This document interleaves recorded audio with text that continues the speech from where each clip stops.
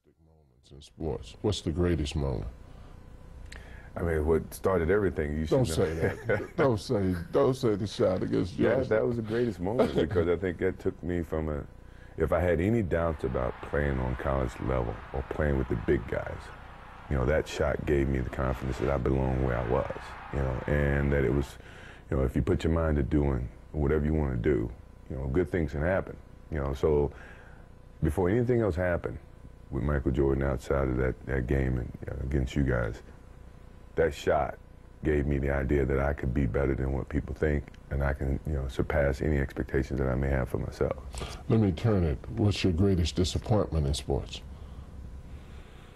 I haven't had any disappointments. I mean, you know, sports is a tool that teaches, you know, and it teaches you bad things. It can also teach you good things. It's how you perceive those things. I've looked at every experience that I've had, negative and positive, and taken that as a positive. You know, if I wouldn't change anything because I think it would alter some of the other things that happened. You know, so when I look back, I can't say that I've had any bad things happen. Sure, I mean, you don't want bad things to happen, but you deal with bad things. You can't have good or without bad. When you look back at your career, particularly in the NBA, when you started off in the NBA, you did a lot of exceptional things yourself individually. Right. And then later on, 96, 98, you guys start really winning championships. Right. Evaluate the difference in the two. Well, I even go back further. I mean, you come out of college, you got a lot of gifted talent and some knowledge from your coach, you know, and when you get to the pros, you have to blend that knowledge as well as your individual talent. And you don't know where you stand. You know, I came into the league thinking I was the last on the totem pole. That was my thinking. I didn't come in thinking I was on top. So I had to work my way past all my teammates, and they're all guys within the league, to prove and establish myself as a basketball player. So, you know, I was gifted, I was talented, you know, I knew how to play the game. I didn't know how to play the game on the professional level. I had to learn that. And it took some years of learning and watching Magic Johnson, watching Larry Bird, see how they can play, you know, impact games when they're not scoring, or, you know, they score 4 points, they still make the, you know, the big plays down the stretch. These are things that you learn in the process of maturing in this league, you know. And as I watched, I began to adapt, and I became more complete. You know, I wasn't one-dimensional. The one thing I never wanted to be was one-dimensional. You know, everyone saw me as just a scorer, one-on-one player, but I knew I was better than that. I came from a great program at North Carolina to teach you how to do more than just one thing. You know, so I spent the rest of my career trying to evolve as a player, and when our team got to a point where we can contend, I had to assume the leadership role. I had to, you know, other guys had to step forward, and then when we got to that point where we were winning, all the bases and all the foundation has been built. You know, now it's just a matter of, can you mentally get yourself back each time to challenge yourself more so than the opponent, but yourself, to be that hungry each and every time you stepped on the court. That took some evolving over the course of my career. And when I got to that point, I had no doubts that I couldn't win anytime I stepped on the court, or that I couldn't inspire people to win no matter how many times I stepped on the court. I tell people that from my observation of you, you're one of the most competitive individuals that I've ever seen. I would imagine if you were playing jacks with somebody, you'd want to kill them. Have you ever met anyone that you felt was as competitive as you are? No. I just feel that, you know, my competitive drive is far greater than anyone else that I've met. You know, I think that I thrive on that. I think that's my biggest motivation in life, you know, is to compete, you know, find different competitions in certain things in life and try to overcome that, you know, be it positive or negative. But I have yet to meet someone who is as competitive as me, you know, and I just feel that much confident about my competitive drive. I want to ask you some true and false questions. Just three. Just three, okay. Just three. Michael Jordan is the greatest basketball player ever. False. Why? Because I didn't play against, you know, all the great players prior to me, and I had those other players to influence my game. I mean, it's a great honor, don't get me wrong, but I love to have played against Jerry West to determine if I was a better guard than him or Oscar Robertson, but we'll never know. Michael Jordan, had he stayed with baseball, would be playing in the big leagues now. I believe that.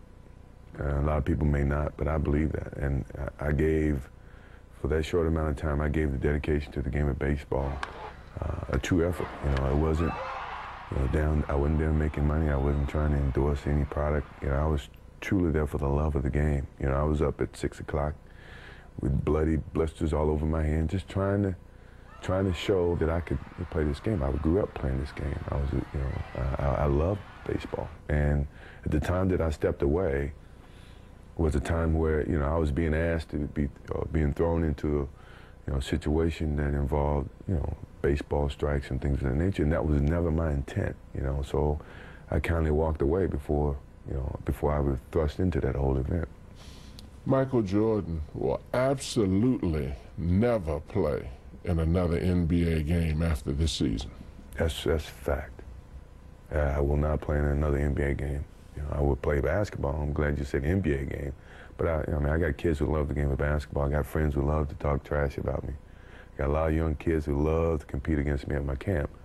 I'm still going to play the game of basketball. But from an NBA standpoint, that's it. This is the last year. I seen him do things that you can't even dream about doing.